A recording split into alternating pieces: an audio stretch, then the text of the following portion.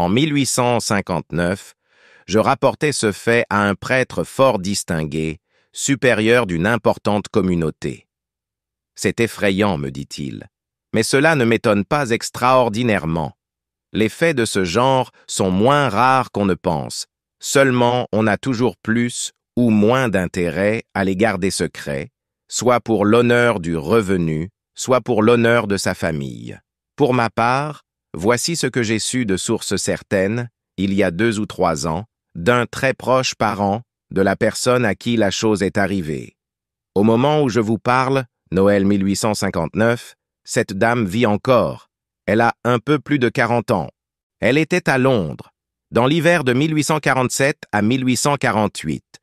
Elle était veuve, âgée d'environ 29 ans, fort mondaine, fort riche et très agréable de visage. Parmi les élégants qui fréquentaient son salon, on remarquait un jeune lord, dont les assiduités la compromettaient singulièrement et dont la conduite, d'ailleurs, n'était rien moins qu'édifiante. Un soir, ou plutôt une nuit, car il était plus de minuit, elle lisait dans son lit je ne sais quel roman, en attendant le sommeil. 1 heure vint à sonner à sa pendule. Elle souffla sa bougie. Elle allait s'endormir quand, à son grand étonnement, elle remarqua qu'une lueur blafarde, étrange, qui paraissait venir de la porte du salon, se répandait peu à peu dans sa chambre et augmentait d'instant en instant. Stupéfaite, elle ouvrait de grands yeux, ne sachant ce que cela voulait dire. Elle commençait à s'effrayer lorsqu'elle vit s'ouvrir lentement la porte du salon et entrer dans sa chambre le jeune lord, complice de ses désordres.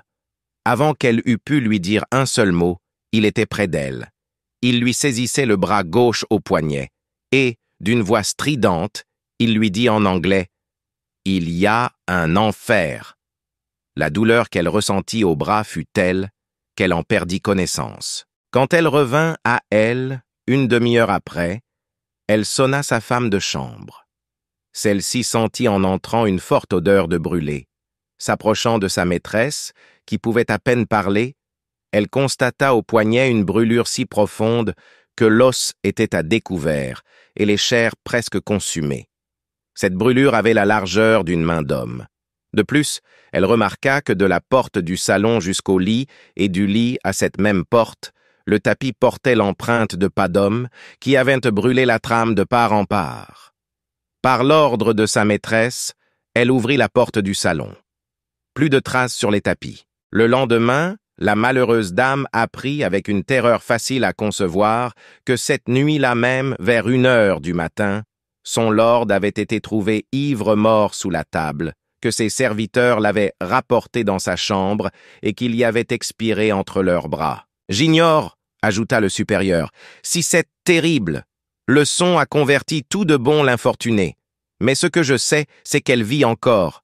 Seulement, pour dérober au regard les traces de sa sinistre brûlure, elle porte au poignet gauche, en guise de bracelet, une large bande d'or qu'elle ne quitte ni jour ni nuit. Je le répète, je tiens tous ces détails de son proche parent, chrétien sérieux, à la parole duquel j'attache la foi la plus entière.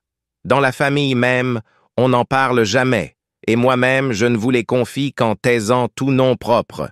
Malgré le voile dont cette apparition a été et a dû être enveloppée, il me paraît impossible d'en révoquer en doute la redoutable authenticité. À coup sûr, ce n'est pas la dame au bracelet qui aurait besoin qu'on vînt lui prouver qu'il y a vraiment un enfer.